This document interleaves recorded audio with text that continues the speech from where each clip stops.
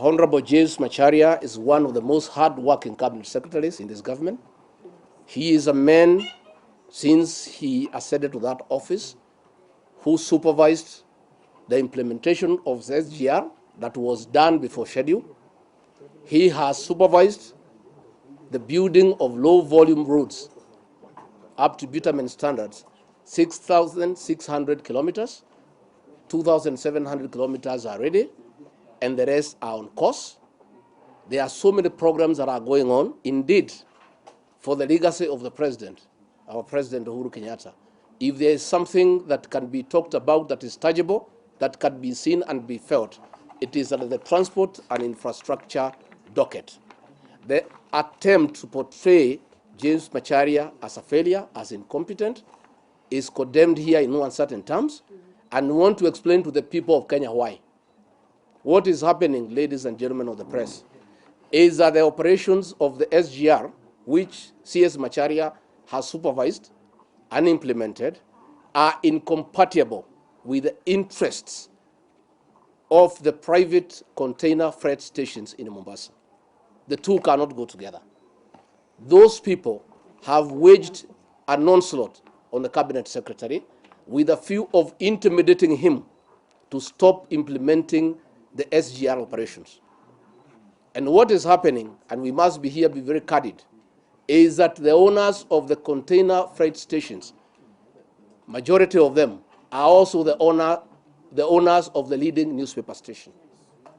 It is therefore the owner of a leading newspaper station and a governor at the coast who also owns those stations, who have come up with a strategy, a scheme to undermine CS Macharia, with a view of depicting him as incompetent, to set the stage for his removal from that docket or his exit from the cabinet.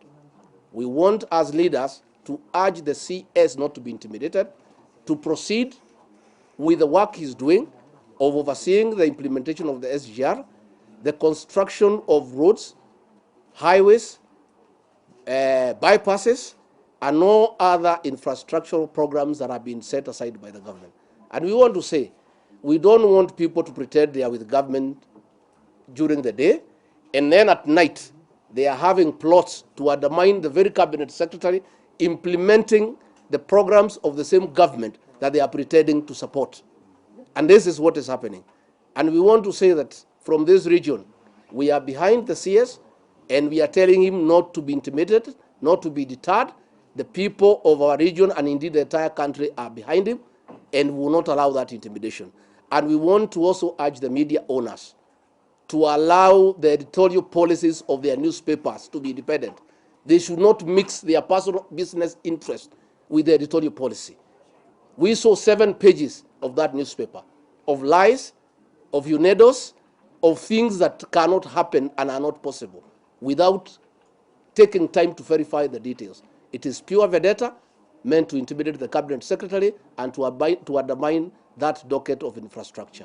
And we want to urge the CS to move on. We are behind him, and Kenya is behind him.